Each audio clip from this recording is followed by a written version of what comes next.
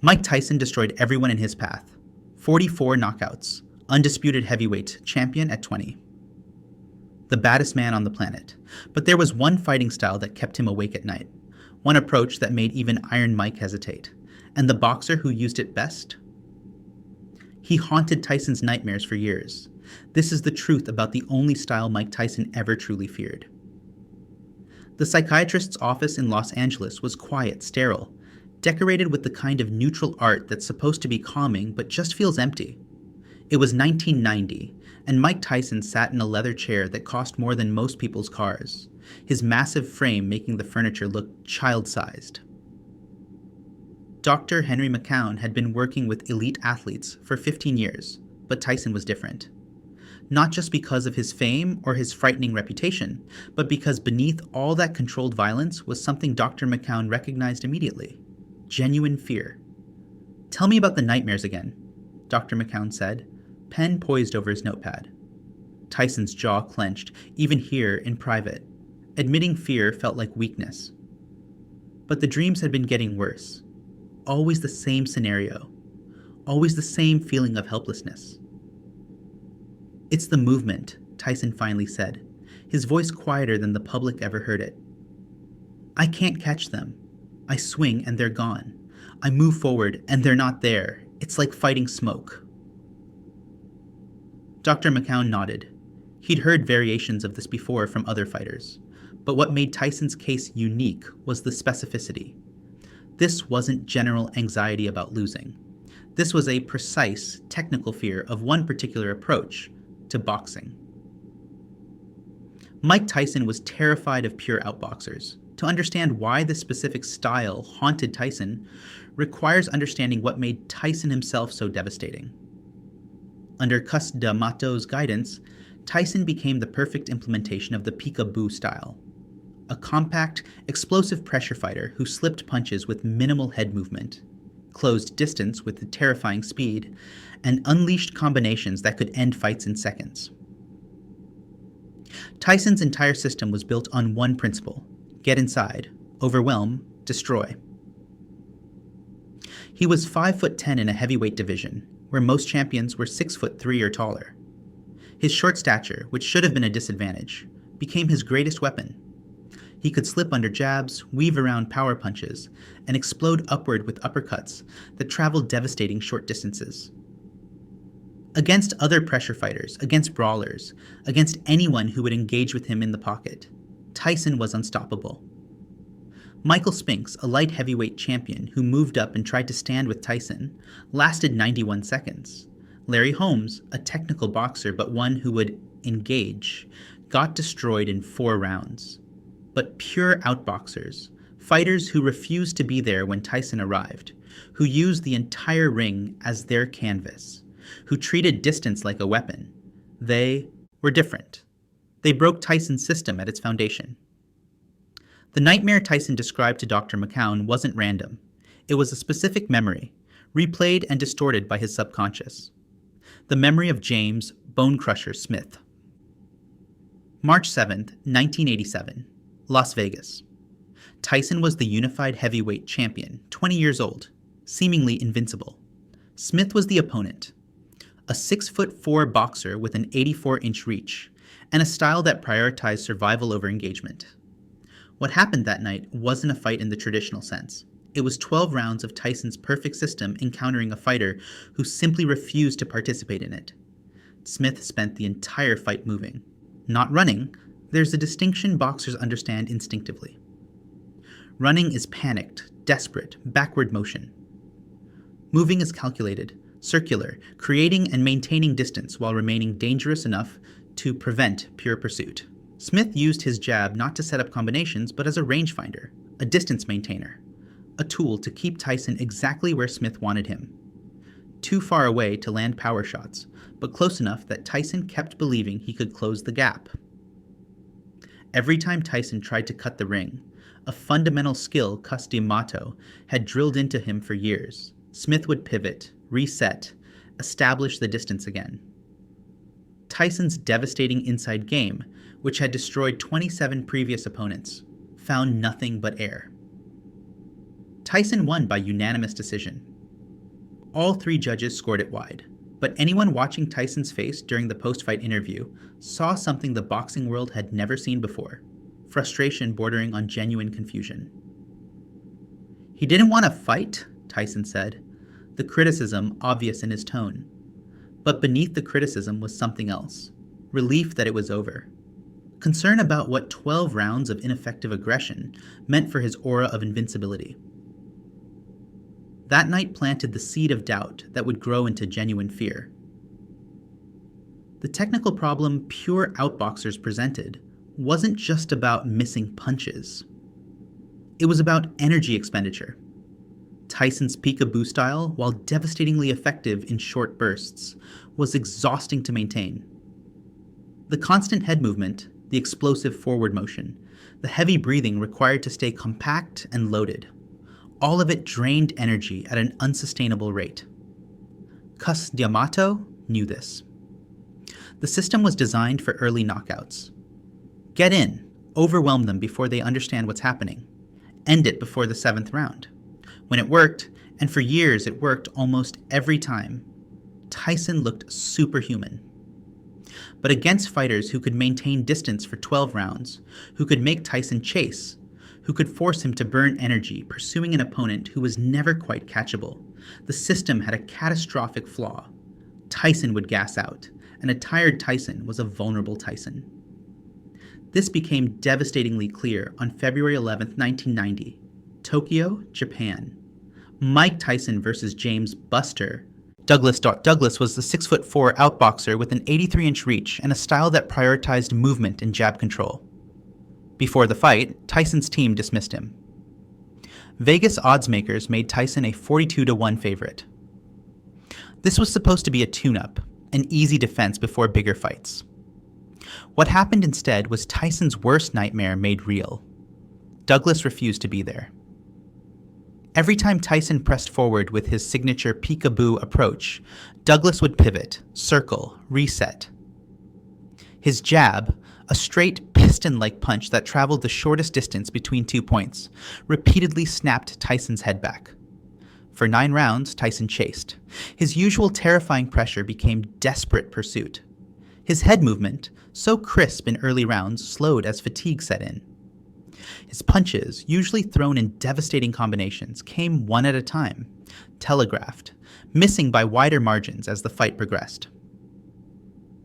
In the 10th round, Douglas landed a straight right hand, then a left uppercut, then a left hook. Tyson went down for the first time in his professional career.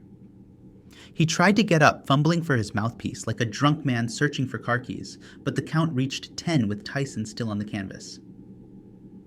The invincible aura shattered in that moment, but more than that, it confirmed Tyson's deepest fear. Against a skilled outboxer who could maintain distance and make him work, Mike Tyson could be beaten. The psychological impact of that loss is difficult to overstate.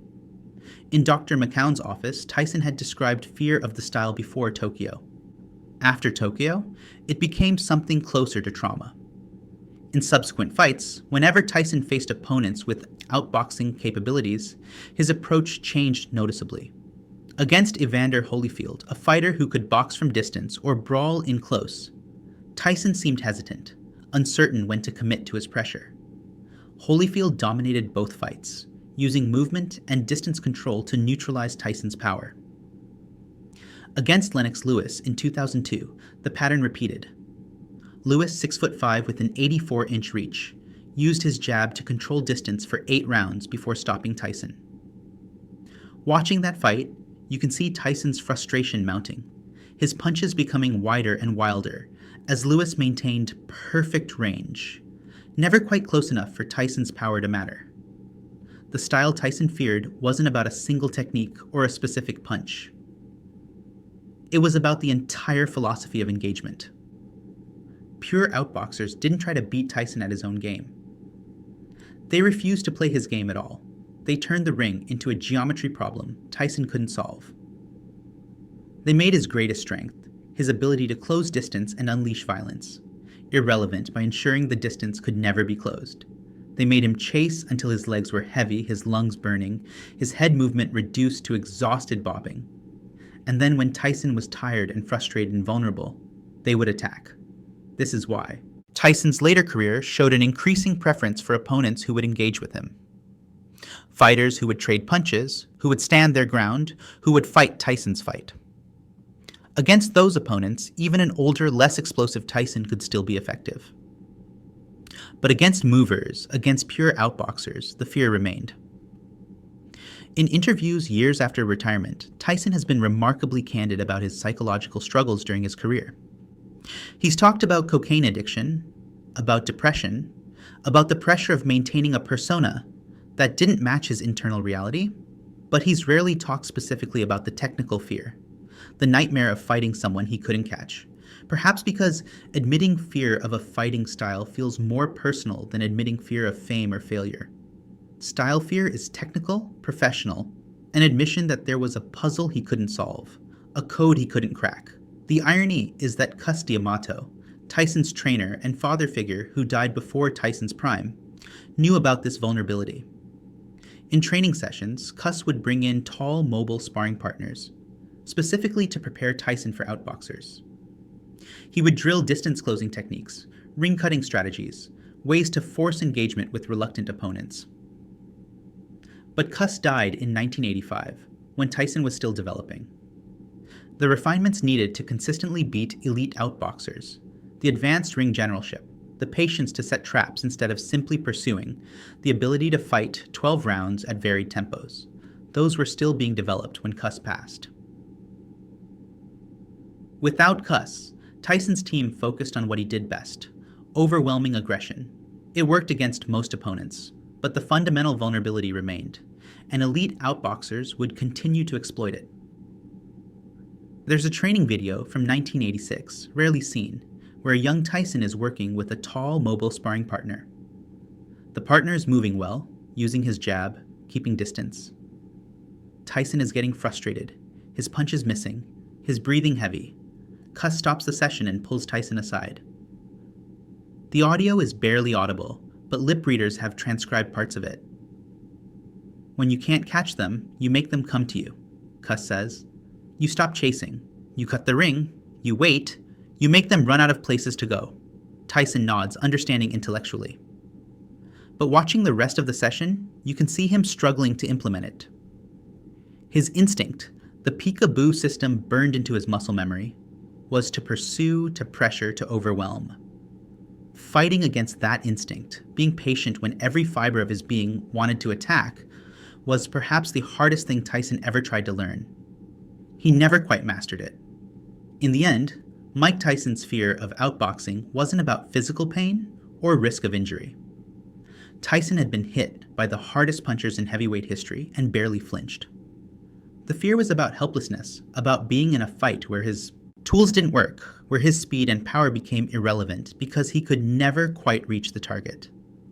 It was the fear of being made to look ordinary. For a fighter whose entire identity was built on being extraordinary, the youngest heavyweight champion ever, the most devastating puncher, the baddest man on the planet.